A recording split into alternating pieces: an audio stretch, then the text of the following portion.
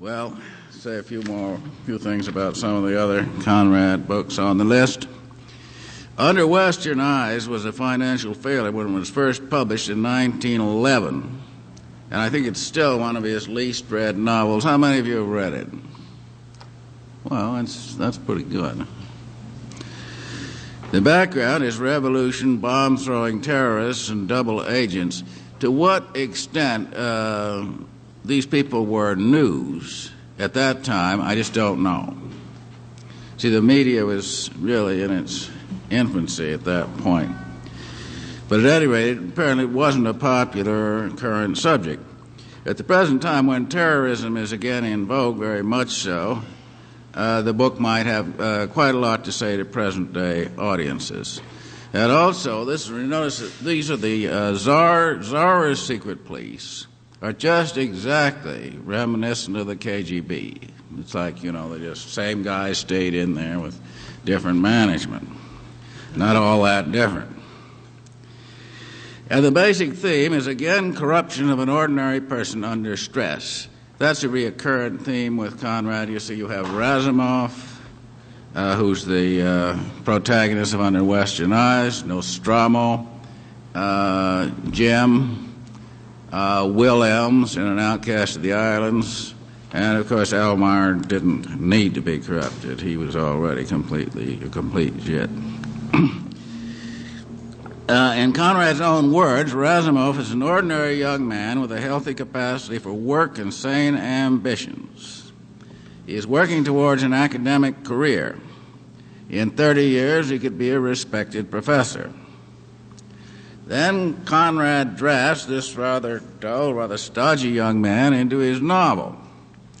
All Conrad's characters seem to be unwillingly enlisted in the cause of fiction. And no wonder, because that means trouble. No trouble, no story. And they would dodge the draft if they could. But the notice always arrives in some unexpected guise. Report to casting.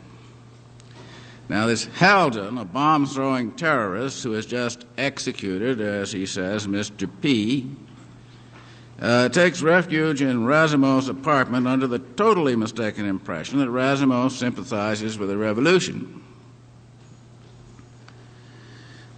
And he is utterly appalled by Haldon's presence in his room. It's like having Patty Hearst dumped into your lap.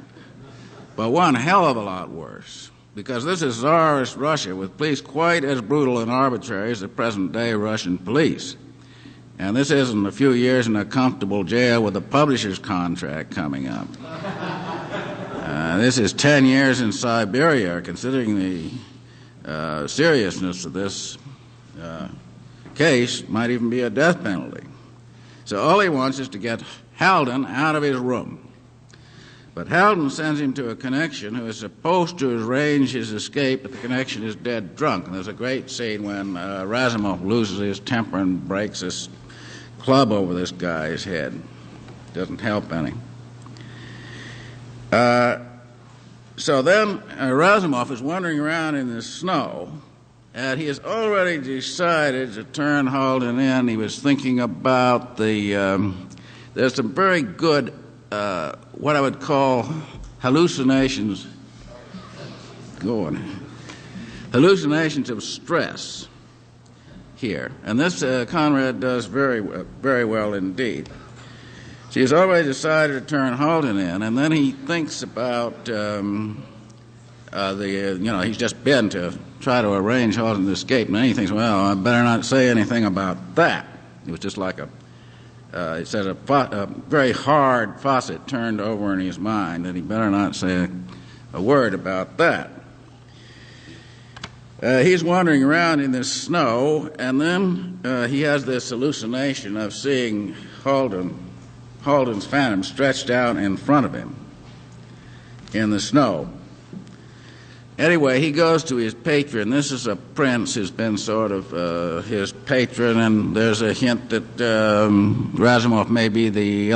I'm thinking that this is carrying to you, it isn't at all.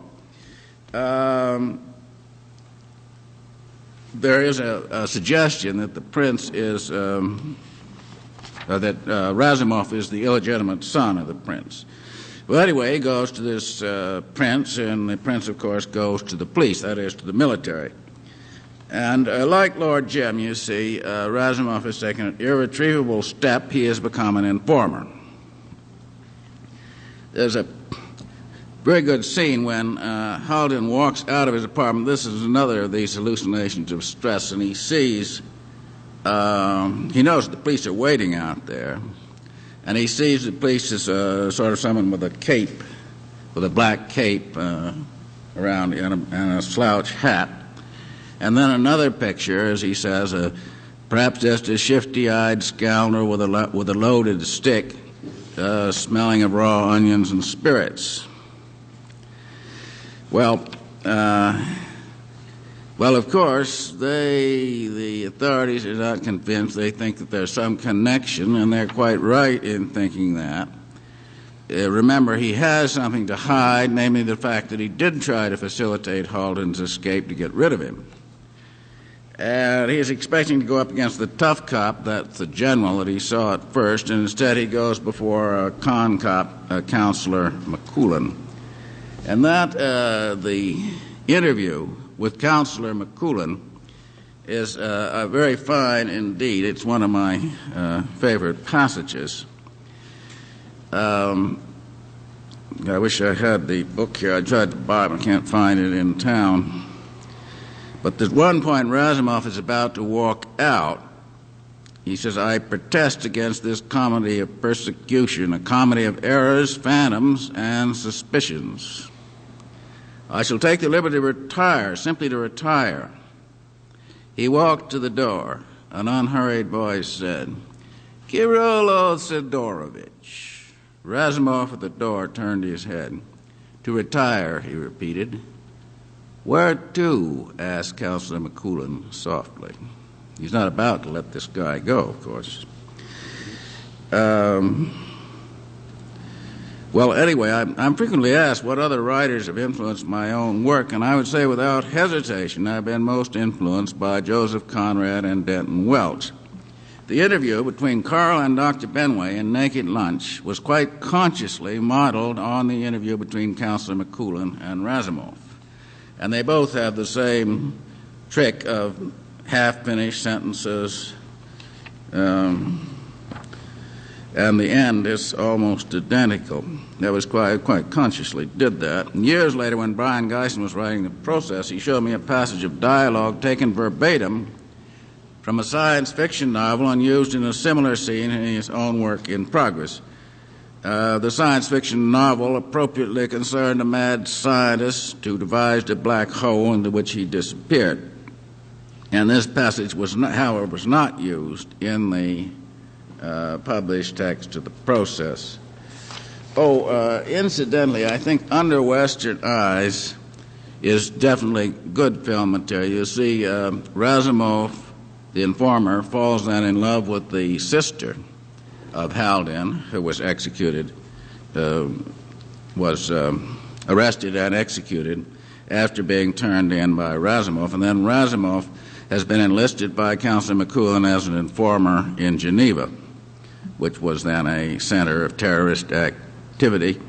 There's a lot of comic scenes in Geneva, actually, in the salon of this lady who receives all these terrorists. And there's also, could have a very good ending. You see, Razumov has been deafened by a terrorist. They find out that he is an informer, and his eardrums ruptured, so he's stone deaf. Now, I see the film. When this happens, she could turn off the soundtrack. There's snow, and he's walking around in the snow. And you repeat here the scene of his wandering around in the snow when he sees the phantom of Halden across his track. The tram is coming, and of course the guy's going like this, banging on the bell. And of course Razumov can't hear him, and the tram runs into him. In the novel, he survives that and lives on, but I think as a film, it would be much better if that was if he was killed right then. Well, now we're turning from heroes, although Razumov is hardly a hero, to anti-heroes and consider the picaresque novel. Now, the picaresque novel is inseparable from the concept of the anti-hero. And actually, one of the first novels ever written, or one of the first novels that we have, is a picaresque novel, and that is the Satyricon of Petronius Arbiter, who was a courtier at Nero's court, if you remember. How many of you have read that? I can't really see very well. Many of you read the Satyricon? It's very funny, actually, and it's sort of very modern. And there's a great scene in there is the Feast of Trimalchio, where this rich freedman Trimalchio is getting drunk and asking everyone to mourn for him as if he was already dead, and reading his will. And it's not the hero, but the protagonist is a thief, cheap thief, and an adventurer living very precariously by his wits. And then there's another novel. Early example is The Unfortunate Traveler by Thomas Nash, which was written in the 16th century. And the hero, Jack Wilton, is a typical picaresque anti-hero.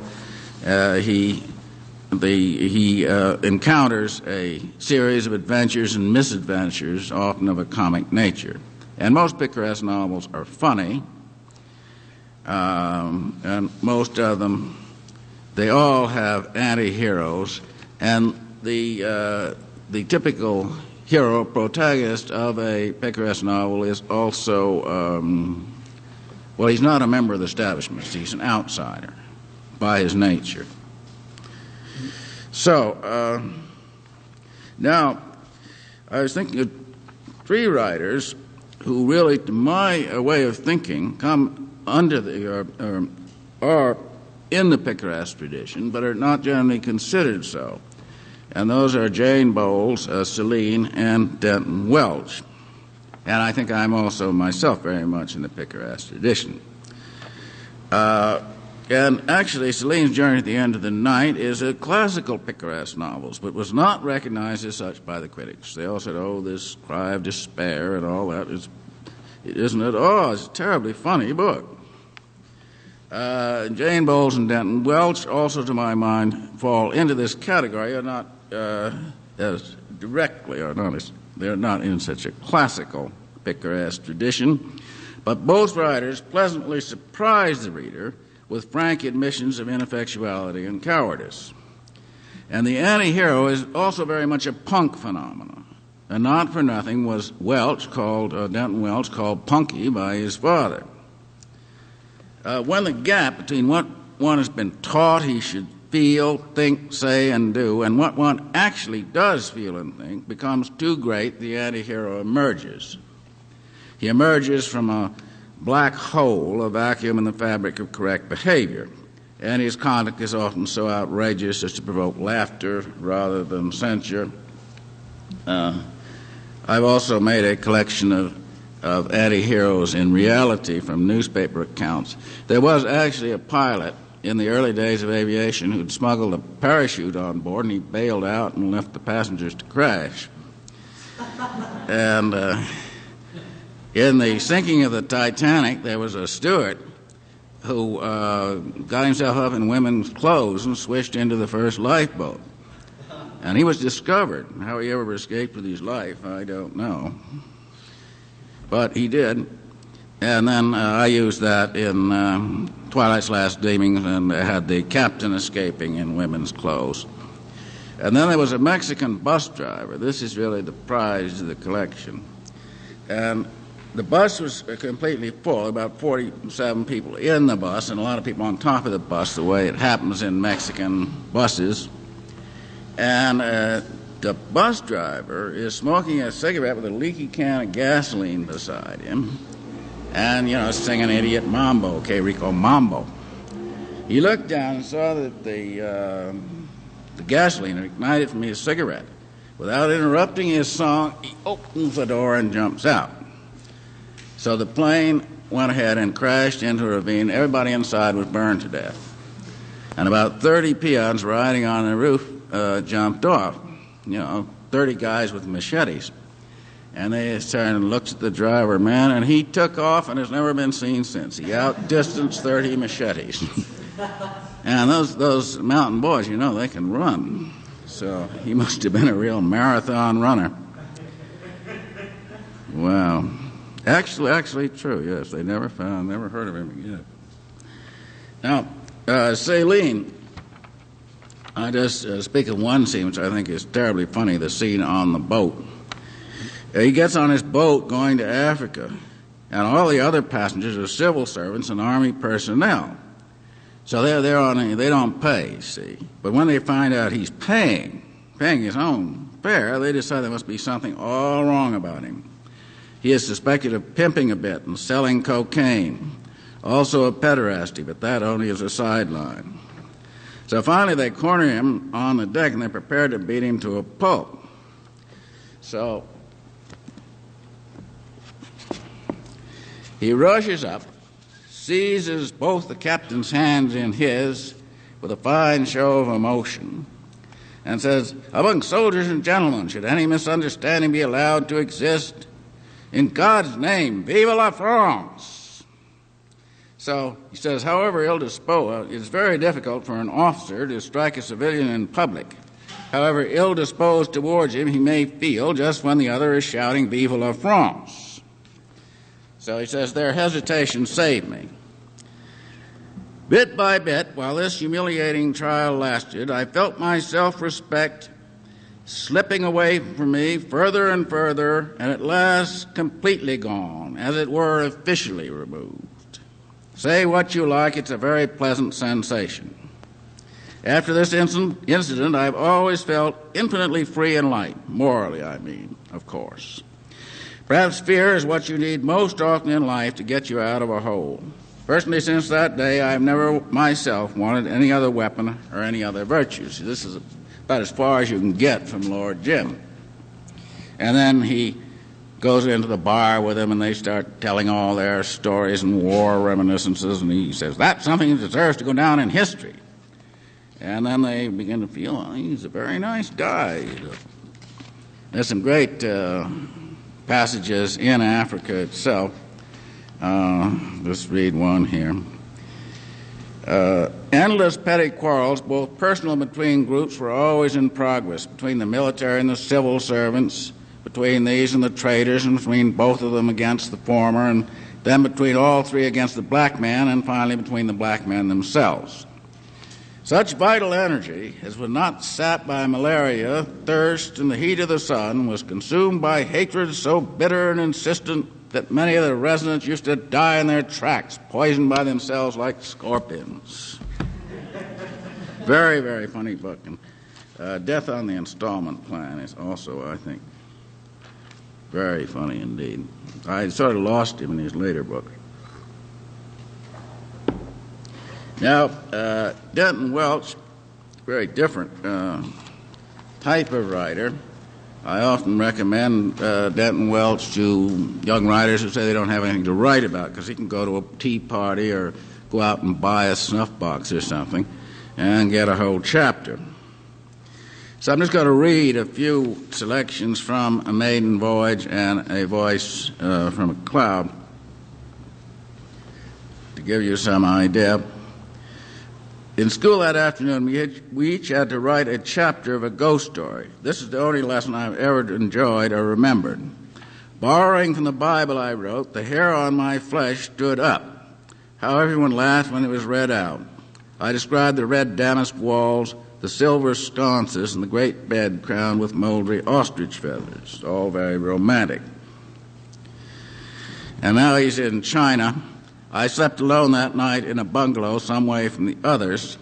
Its owner became very ill, had been taken to Shanghai, and no one expected him to live. 2 soldiers were put to guard me.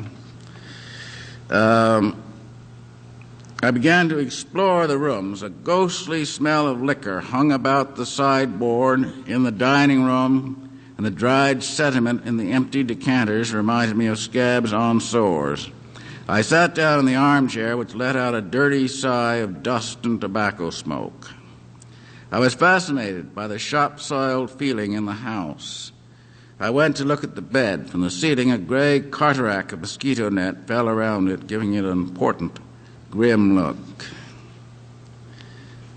And then he finds one of the soldiers looking in the window at him.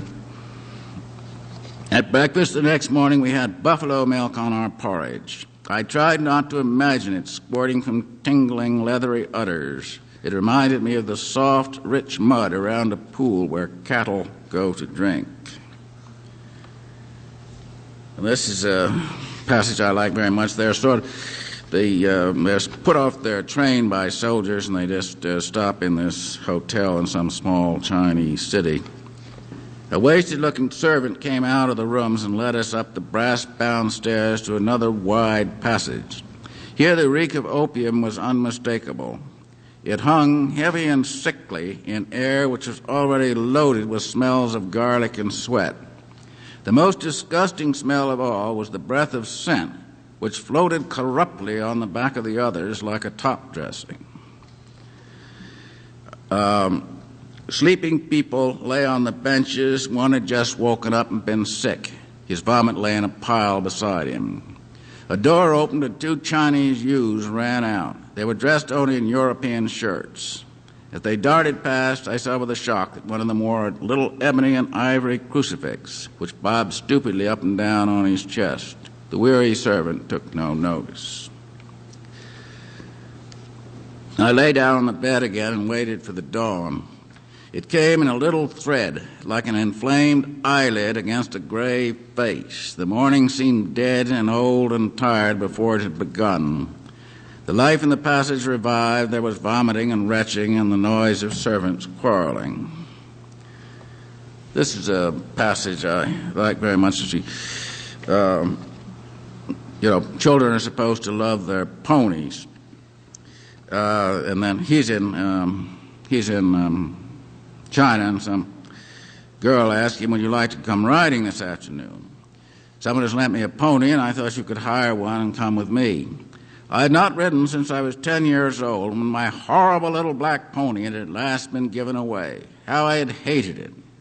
Once it had broken out of the stable and had galloped through the roses and over the lawn, showing its awful yellow teeth. Now this passage here is the beginning of a voice through a cloud. Reading from forward here. The manuscript of this nearly completed novel by Denton Welch was at his bedside when he died at the age of 31. He had suffered 13 years of chronic and painful illness caused by a road accident in which he sustained a serious fracture of the spine. He was just riding along the road, and some female motorist came along and ran into the back of his bike. He was an invalid from then on out, and this book, A Voice Through a Cloud, describes his hospital experiences.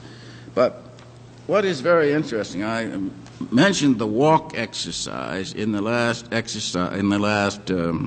class, where you just notice things as you walk or ride on a bicycle. It wouldn't make any difference or whatever. And also paying attention to what you were thinking and feeling at a given time when you saw something or whatever. He is doing this in the time just before the accident. So everything is very important. You see, just if he'd been stayed a little longer in the church or not so long in the snack place, it wouldn't have happened. So it really is quite a charge. I reminded, how many of you saw the Battle of Algiers? It was a bad title. It sounded like the Riff or something like that, but actually it was about of course, the French in Algiers, and particularly effective were the bombs. You got a bomb in a milk bar, for example, and the audience knows a bomb's going to go off, and the other people don't. And it really is very, very tense, just minute after minute after minute getting closer to that bomb. And you get some of that feeling from this passage. He goes into a church and he doesn't stay long. He feels rather embarrassed. And then,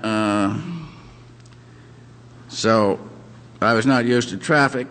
So near Beckenham, I saw teas and light refreshments advertised, and he decides to go in and have a coffee. The drive led me at last to the front of a small 18th century house with a portico of Ionic columns rising to the height of 2 stories. And he goes in, and this 18th century room, as it says, was spoilt by glossy plaques advertising Schweppes, soda water, and Players cigarettes. And he was the only one there. I sat down at one of the little tables and ordered coffee and biscuits. As I waited, I looked out the windows at the little figures moving against the bright green and pale pink of the bunkers. It's by a golf course. Now, here's an interesting passage. Looking at the sides of the windows, I saw that some of the beautiful little brass handles on the shutters were broken or missing. I was given a vague, uneasy feeling of universal damage and loss. The waitress brought my coffee, then retired behind the counter again and began to laugh and talk quietly with her companion. I wondered if she was laughing at me, but her voice was so low I could hear nothing. Well, anyway, he lingered here quite a long time. And this is very crucial, of course. At last I got up to go. I gave the room a final look. I then recrossed the galleried hall and passed out beneath the portico. My head was full of plans for restoring the house. I was ruthlessly sweeping away the waitresses, the lace parchment, lampshades, the wicker furniture, and the food counter. He gets out on the road. I thought that the ride had been very easy and pleasant so far. I felt I'd wasted many opportunities by leaving my bicycle in the country and not bringing it to London before. I was going along a straight, wide road, keeping close to the curb, not looking behind or bothering about the traffic at all. I heard a voice through a great cloud of agony and sickness. This is when after he's been hit and he's practically unconscious, and then a cop comes up and so on, taken to the hospital. And as I say, he never recovered. And also, but he had been a painter, was going to art school, and he didn't really start to write until after the accident. And this, which was about the accident, was the last novel he wrote. The first was Maiden Voyage. Well, now I don't have Jane Bowles's book with me, so I'll say something about her on Monday. And just mention here that she was a legend in her own life. She spoke perfect Arabic with a heavy Bronx accent.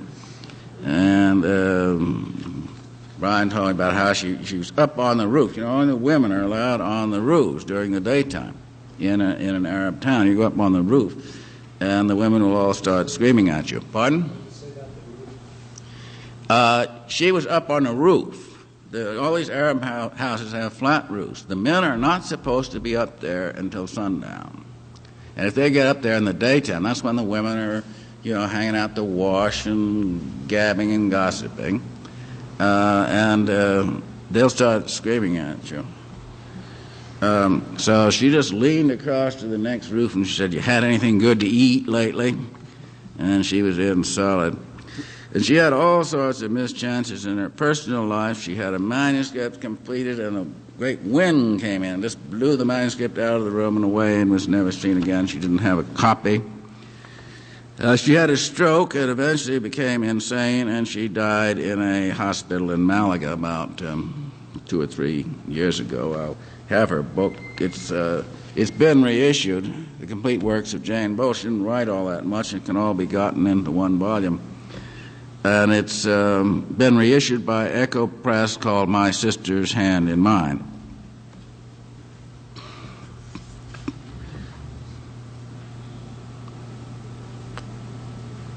Great. I think that Two Serious Ladies is also really a comic classic. There's some marvelously funny scenes in there. In 1959, Brian Geisen said that writing is 50 years behind painting and applied the montage technique to writing. Now, how did painting get 50 years ahead of writing? Well, most forward steps in any field occur through necessity. It seems that the natives of this planet will not get up off their ass until they have to. Now, the most important advances in medicine in the past century have resulted from wars. That's, they didn't lick malaria until World War II. And evolution, of course, is also a matter of necessity. Who knows, the future on this planet may belong to creatures who thrive on radioactivity. They certainly have a powerful lobby, I must say. Well, 100 years ago, here are all these painters peacefully painting cows in the grass. And everyone says, my, how clever, it looks just like cows in the grass. You can almost smell it. And they bought these canvases for huge prices.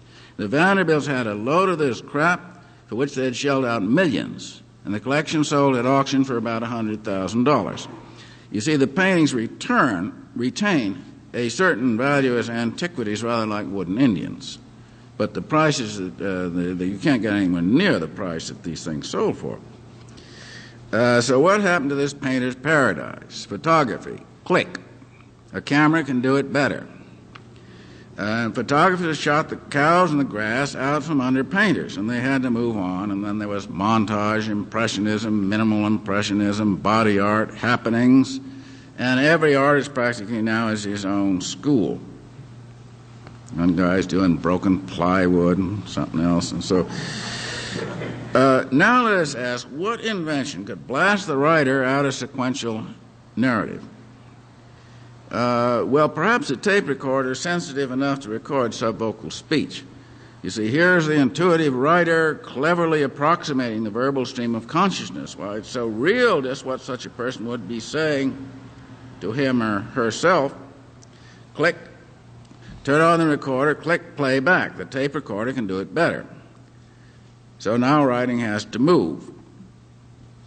And the process, I would say, anticipates such an invention, and the writer is disappearing into his tape recorder. The process is certainly a neglected book. Few books have sold fewer copies or been more enthusiastically read by those who did read it. The process was originally published by Doubleday, but one of the directors, I recall, hated the book, so there was no promotion, and the copies were finally pulped. And Cape was the publisher in England, and it's still in print, I think, in the Panther paperback, if you can find it.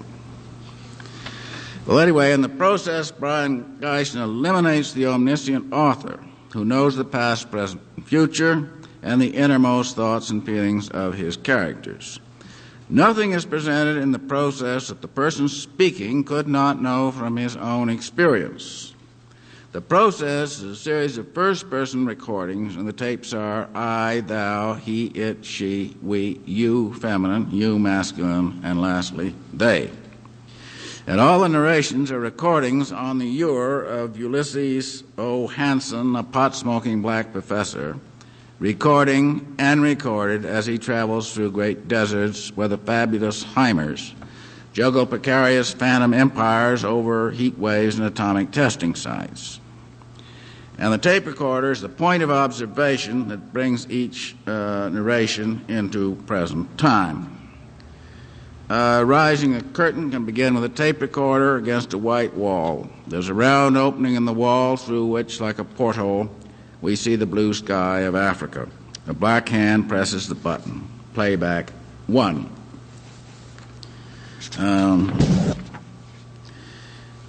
I'm out in the Sahara heading due south, with each day of travel less sure of just who I am, where I am going, or why. This desert is so long it can take a lifetime to go from one end to the other, and a childhood to cross at its narrowest point. Sand dunes, a jolting truck, smell of hot iron and acrid exhaust fumes. Hanson fills his keep pipe. Black Greaser, the driver's assistant, on a flute made out of an old bicycle pump is playing a windy tune. Scenes rise from the recorder. Here's a fort from Beau Geste. That's the I, and thou is Hamri, who comes to the mountain village of Jujuka, where the rites of Pan are still celebrated, and he had been the goat god at one time. A boy is sewed into a goat skin, and he is Bijloud, the goat god, for the festival, which lasts about 4 days. And he is not at all content to be just a recording.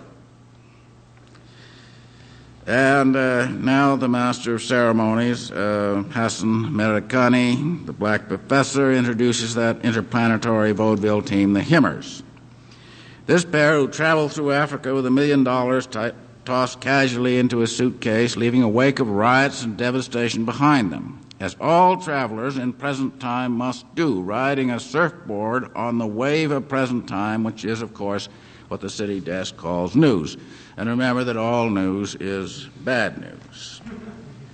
Now the one and only Thay Himmer, Doctor of Grammatology, advanced student of IMSAC, hereditary bishop of the Far Isles.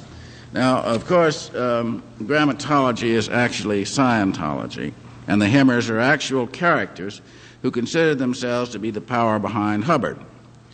And they were called the Skeltons, and a witty local CIA man said, "Old Mother Hubbard went to the cupboard and found a skeleton there." So this is Thay Himmer. He said, "I've been through the whole gamut from voodoo to MRA, from Scientology to Spood, and every branch of Eastern mysticism. And I say to you, proclaim to you one and all, that Morocco is the Wild West of the spirit." Hi-O Silver. And he throws himself into self-flagellation cults of considerable personal danger. And he is a dauntless initiate, a big-time player in the game, an interplanetary agent, shimmering with eerie authority from some tenuous lost place far away and long ago, or if you like, the high priest of some future cult clothed in robes of perhaps. "You begin to see I am just a recording," he said. Well, this is Operation Seal. And this emerald seal, which he describes as the beginning and end of word, he gives to the black professor. And actually there was such a seal, and he did give it to Brian, and we finally hawked it in London, didn't get very much for it. But the seal is supposed to be the beginning and end of word, and the beginning was the word, in the beginning of what exactly? What we call recorded history, which goes back maybe 10,000 years, and only exists in the recordings. Same rolls over and over, 10,000 years, and there can't be any new rolls because it is all pre-recorded. The world is contained in that word, the Saharan scabbard you hold in your hand. That's it. If you have all recorded history stored in one artifact, well, that's it. The world is shadows on the wall which flicker briefly over the recorder and return to silence. And here's she who's got all these plots going. Oh, don't be silly and say you won't be Emperor of Africa. After all, it's a game, and we'll cheat you if we can. Now, isn't that fun? Well, Hassan didn't think so. You have only to say it. You know the word. And so, actually, in the end, of course, the sands of present time are running out from under our feet. Where do we go from here? We are here to go. It still takes a pair to beat out old terrestrial death and roll out replicas all over the universe. All we need is the emerald. The last tape is they. The Himmers make a brief dimmed-out appearance, transformed into a dull couple from Champaign, Illinois. And Hassan is on the train again with his keep pipe on his way to a teaching job in the Algout School. The recorder turns to an emerald seal slowly covered by dust and drifting sand. They have all spoken. The emerald was a tape, and the process was the word, the whole illusion of language.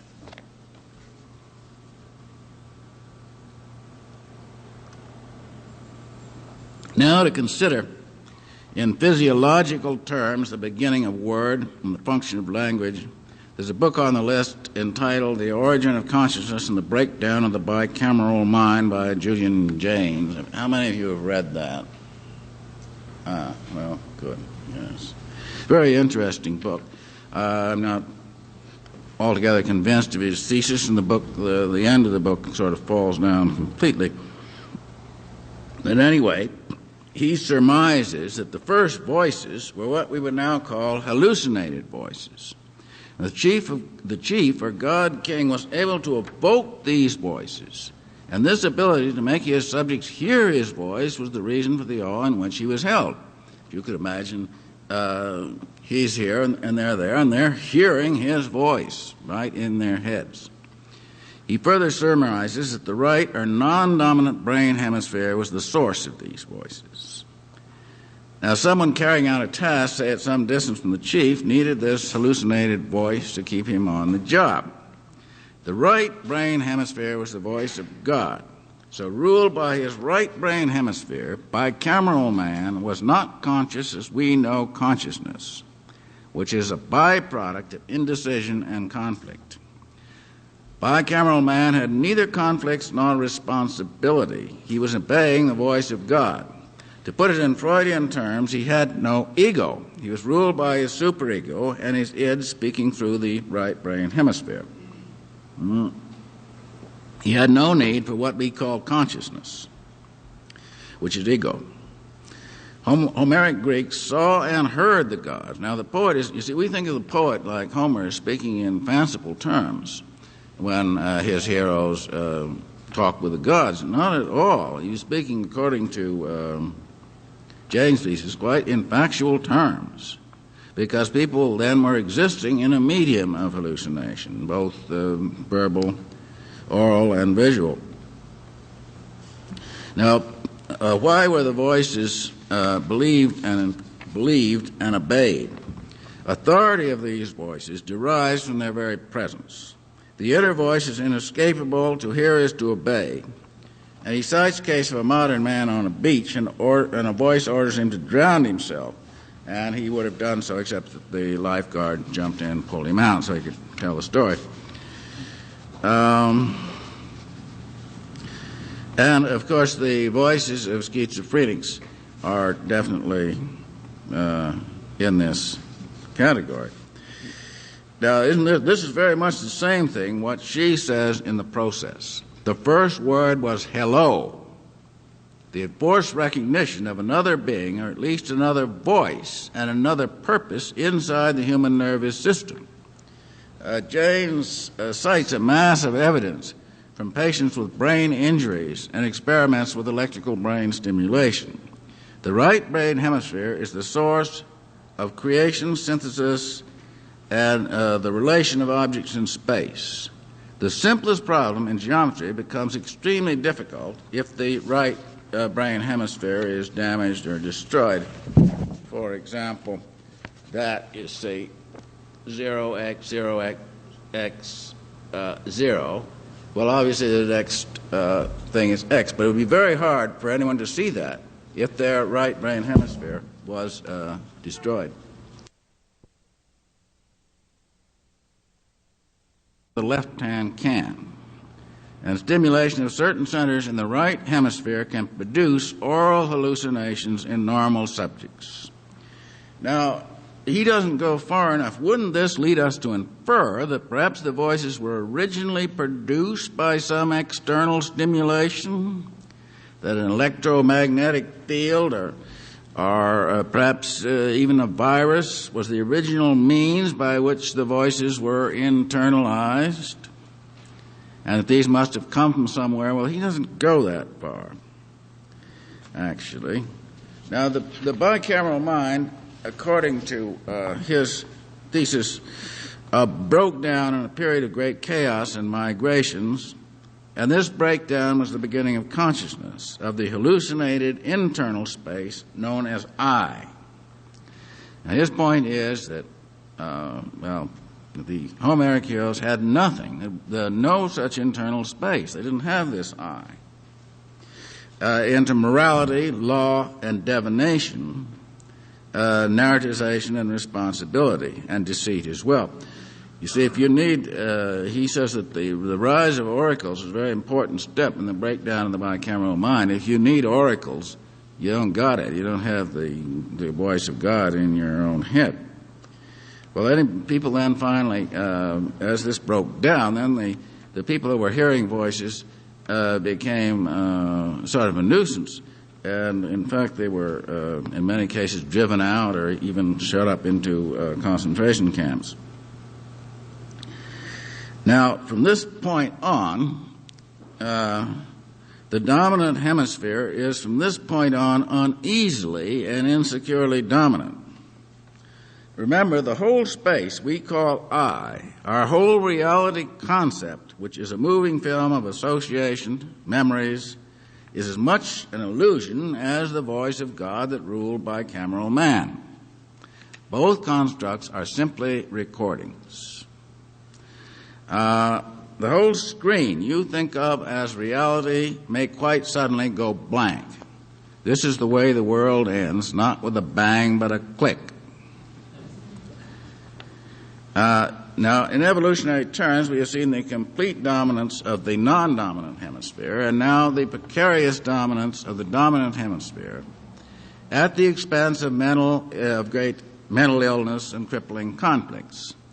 And James has no solution, and I think the end of his book is quite disappointing, as obviously some synthesis is necessary. Perhaps the two brain hemispheres will ultimately just fuse into one, which eliminate conflicts, which are, I think, becoming more and more crippling. There's a number of very interesting ideas in this book, and I recommend it. He said, reading in the 3rd millennium BC may have been a matter of hearing the cuneiform, that is, hallucinating the speech from looking at its picture symbols. And pictorial writing in general is a device to release information which the reader already has. He says, of course, bicameral man had no internal space in which to be private and no I to be private with. And he speaks of the minds. It is possible that reading or hallucinating from the glyphs function for the minds as did hallucinogenic drugs for others. Thesis is very interesting and book worth reading. I'll stop here for some questions and discussion. How many of you have read? How many had read the book, the Bicameral Mind book? Only one. Yes. What do you think? It was rather interesting. That was my feeling. Yes. Yeah. Kind of compared it to, the book by Carl Sagan, The Dragons of Eden, where he used the reptilian cortex. Yeah. Compared it to that. But he begs the question as to where the voices came from in the first place. I mean, how they got into the the non-dominant brain hemisphere. But this is rather, the whole thing is rather very much a pointed issue now, because these cult leaders like Hubbard and Jones and so on, they become the voice of God to their followers. Yeah. Yes, indeed. But I mean, I remember reading about Sydenon said that his voice, what was his name, and Dietrich or whatever his name was, that seemed to drift out of the loudspeaker. It was just all around you.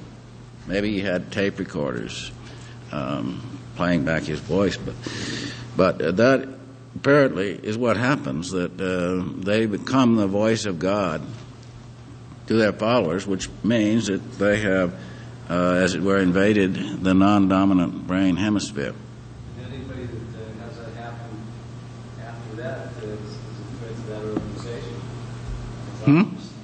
Anybody in an organization such as that also is included to use of anything. That's right. Yeah.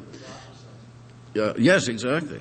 Exactly. If they don't conform, but it's amazing because some of the Dietrich's followers, the Synanon people, they believe to this day that the media put the snake in the mailbox to discredit Synanon.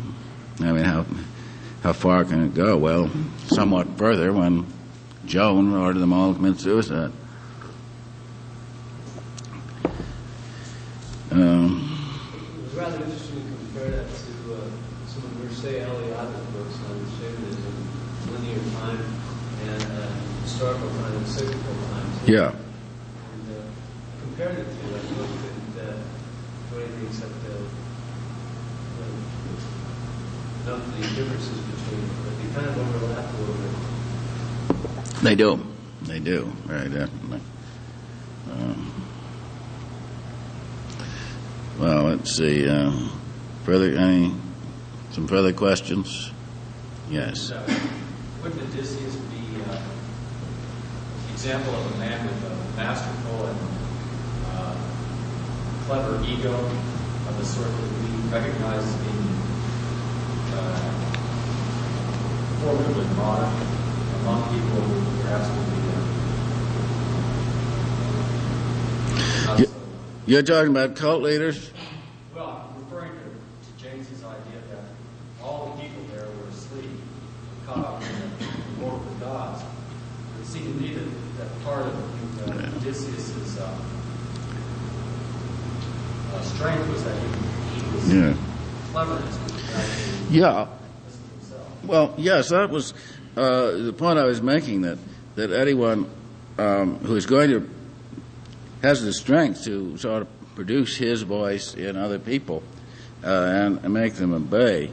Well, they're always sort of dominant, strong personalities, whether they be leaders in any sort of a positive sense or just con men.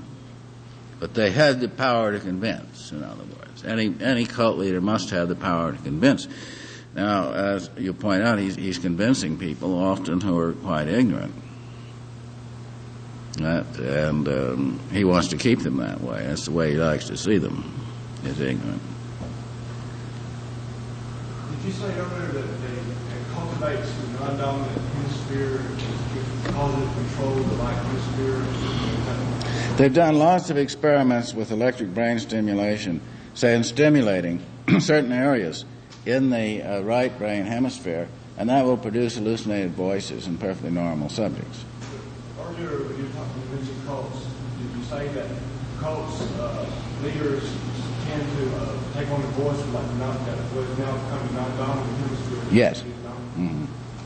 So is that to imply that we're still not very far away from what's now the non-dominant hemisphere? I mean, that we're very close to still hearing voices? Well, yes, and lots of people do hear voices, and actually we all hear voices.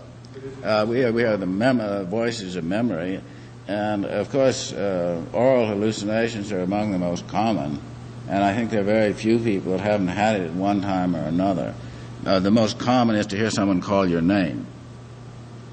But, so it's not an uncommon occurrence. Isn't confined to schizophrenics by any means. Is it an evolutionary process that we are moving away from hearing voices? Well, I don't know. You see, what has happened is we had first a complete dominance, according to his thesis. It's probably a simplification. Say the complete dominance of the non-dominant hemisphere. That's the guy's getting his orders from the voice of God, and that's it. It doesn't have any conflict. Then we have, as I say, the precarious dominance of the dominant hemisphere, which is logic, linear thinking, etc., and all like that, which frequently breaks down into mental illness and great manifestations of illogic, such as we had in the Nazi movement and so on and so forth. And so the what we've had since the breakdown of what he calls the bicameral mind is a state of conflict, which we have now. And this conflict, as I say, often resulting in mental illness and all sorts of aberrations. And now we have a realization that that linear thinking is not the answer, and that all the what? Well, is this microphone doing anything here? Oh, I thought it was just yes. Well, as I say, first we had the rule of the bicameral mind, that is the non-dominant brain hemisphere. And when that broke down, we had a very uneasy dominance of the dominant hemisphere, which has existed to this day with many breakdowns and a great deal of conflict and illness. So, and now the feeling that linear thinking and logic is just a very small part of the picture, and that has, of course, resulted in Eastern religions, interest in Eastern religions, meditation, Buddhism, and on another level in cults and all sorts of programs for self-improvement. And who's the man that's always talking about lateral thinking? Bono, yes. Yeah. Mm-hmm. So we have now a reversal, and presumably, if we're to make a forward step, there must be some kind of a synthesis. Although James doesn't say anything about this, and Parody doesn't believe in such a synthesis, and is very negative towards those who are attempting to do lateral thinking and to get away from linear thinking. I mean, he seems to feel that there's no possibility of a synthesis. Excuse me, yes. It's kind of a rising of an individual's own personality or ego, breaking away from the appearance, so to speak, getting back to the pulse, getting back to a parental image, which I think is very much the same as born-again Christianity, fundamentalist Baptism. Yeah, yes. Very much so, yes.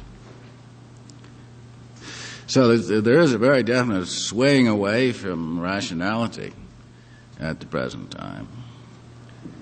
But he doesn't suggest any sort of synthesis of, the two brain hemispheres, to put it in simplest terms.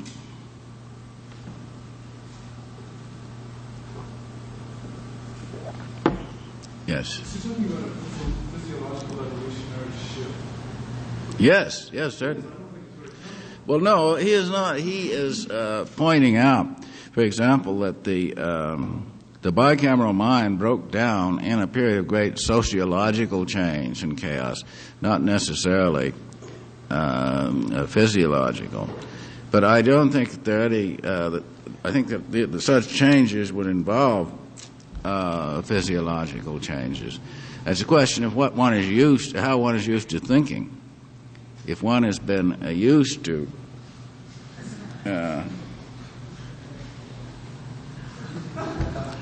bicameral thinking, that is, to hearing the voice of God, if you're used to that, you are physiologically different from someone who is not. What does it do with a fellow like Socrates, who would probably be pointed out as the great god of rationality in the West, and started the whole sequence of linear thinking? Who was hearing voices? No, Socrates is way after what he considers the breakdown of the bicameral mind. Any philosophy, see, they didn't need any philosophy if they've got the voice of God inside. So Socrates is way after that. Socrates, the philosophers, and in fact, very much earlier divination indicates that the bicameral mind is broken down. That's what he's talking about. the arising of what we call consciousness, which he says is something that these people didn't have at all. Say the Homeric heroes, the early Homeric heroes, did not have anything corresponding to I. Except Odysseus. Except Odysseus. Except what? Odysseus, he had an eye. Well, yeah, he points out that Odysseus is a later hero. That is, he's not one of the earlies. And that he began, yes, he pointed out exactly that Odysseus, in the beginning of Deceit, is the breakdown of the bicameral mind. If you've got a bicameral mind going, there isn't any deceit. Yeah, he points that out. Have you read the book? Well, yeah, but he points that out very definitely, that Odysseus was one of the signs that the deceitful hero, who has a very definite ego and a very tricky ego, is one of the signs of the breakdown of the bicameral mind, one of many. The whole concept, of course, of responsibility, of morality, well, the whole of philosophy really indicates the breakdown of the bicameral mind and all rules of conduct.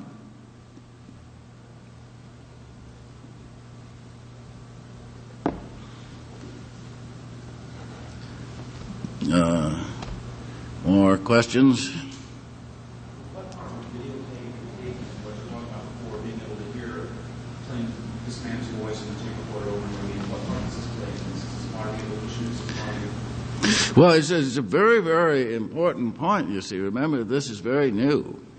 And that now you can, by electronic means, tune right into the right brain hemisphere. There's all sorts of things that can be done with tape recordings, as we saw at Watergate.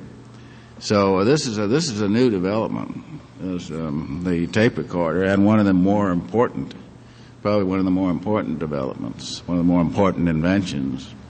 God's little toy, as Paul Bowles calls it. Exactly that. Yeah. So there's a lot of, evidence mounting all the time about. Can't hear. Can you speak louder? A lot of evidence mounting. For example, what's that new science magazine? Omni. Right. Dealing with, for example, types of choline, lecithin, everything's affecting your, so to speak, mechanical chemistry and memorization right there too. So I'm sure it's tied right in. Yes, certainly. Mm-hmm.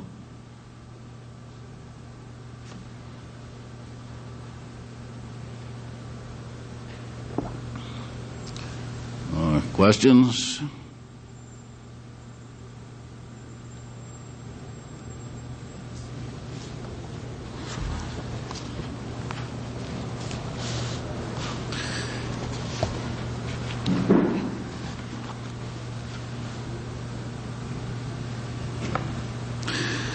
Well, go on briefly.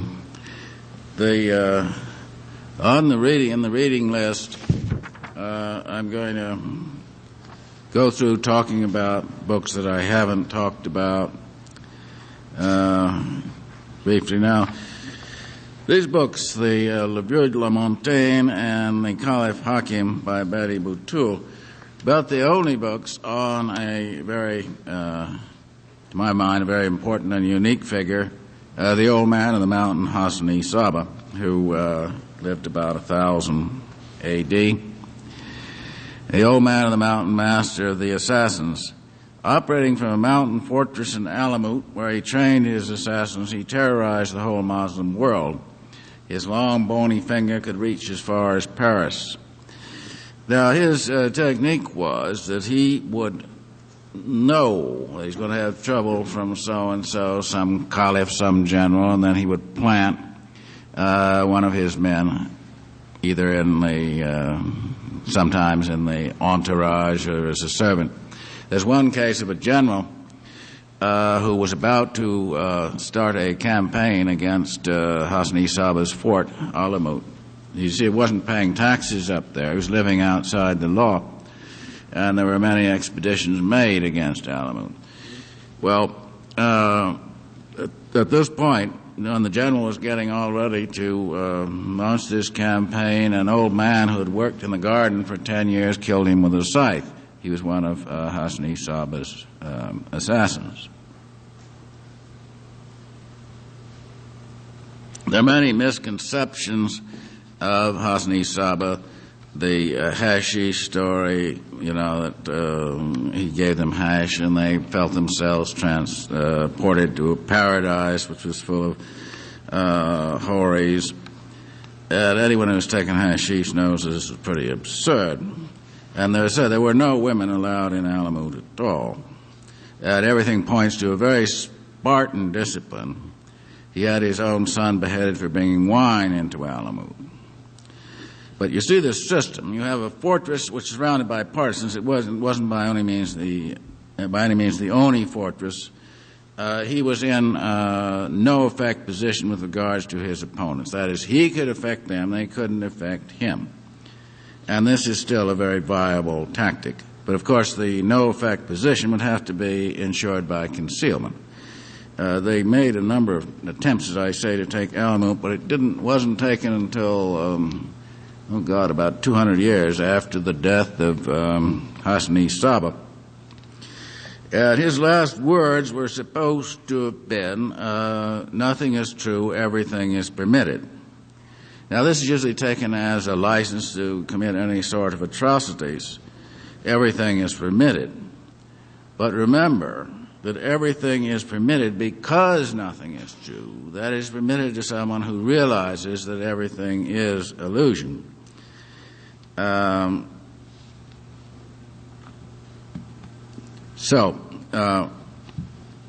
The Caliph Hakim was also a member of the same sect of the Ishmaelian sect, but he was Caliph of Cairo and was very tyrannical indeed, but he's the only tyrant ever to take absolutely no regard for his personal safety. He rode around on a donkey all through the streets of Cairo, where he was very much hated, but he was never assassinated. He disappeared finally.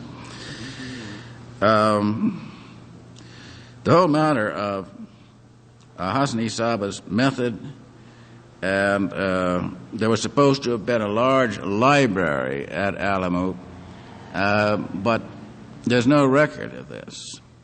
Brian Geison's been there, and he said there couldn't have been more than 100 people at most resident in Alamut. It's because it's just the top of a mountain. And they must have gotten their supplies from surrounding villages, which must have been friendly. Some of these books, I think, alleged books to come from Alamut have recently turned up in Bombay somewhere. So there's very little known about what actually went on there, what form of training the assassins received, or how he could activate them at a distance, which apparently he could. It is true that he was in Egypt at one point, and that he had come in contact with hashish, and that this formed some part of the training. But it certainly didn't cause people to be tricked into a fake paradise. That is just a misconception of what was going on there. Well, any questions? Have any of you read any of, there is another book, I think, The Valley of the Assassins. There are a couple of other books about Hasni Saba and the other members of he was a member of the Ishmaelian cult, remember, or sect, which survives in the Ali Khan, who is supposedly traces his descent to Hasani Saba. Now, this genealogy is very, very questionable. It was supported by the English, who wanted to use him as sort of a puppet ruler, and it has been questioned.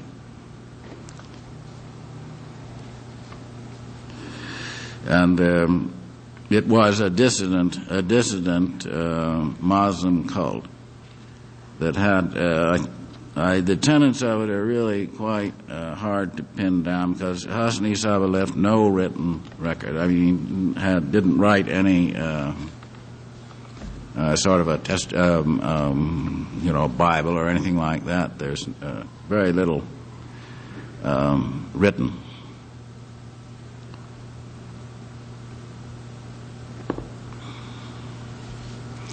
Have any of you read anything about Hasani Saba at all? Yeah, there's not much known about him.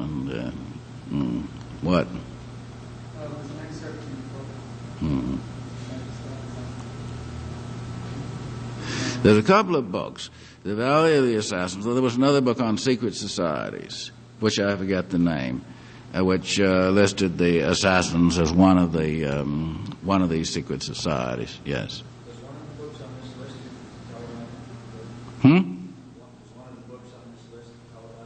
Oh, yes.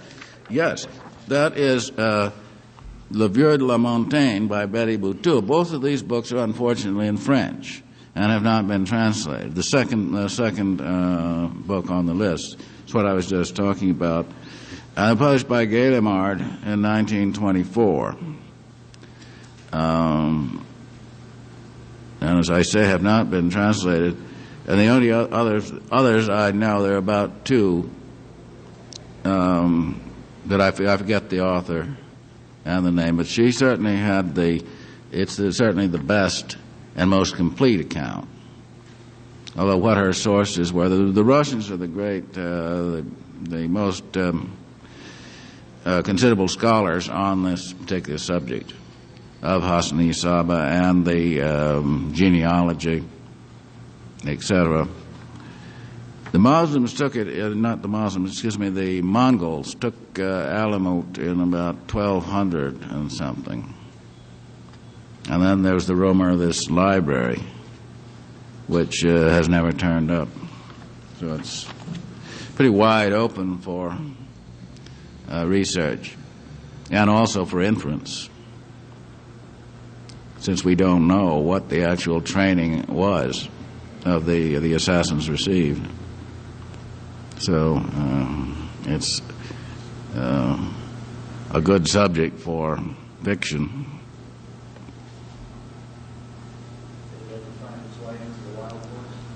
Oh yes, Hasani Saba is one of my. I've been very interested in to find out as much as I can about him, and he was apparently a pretty unique figure.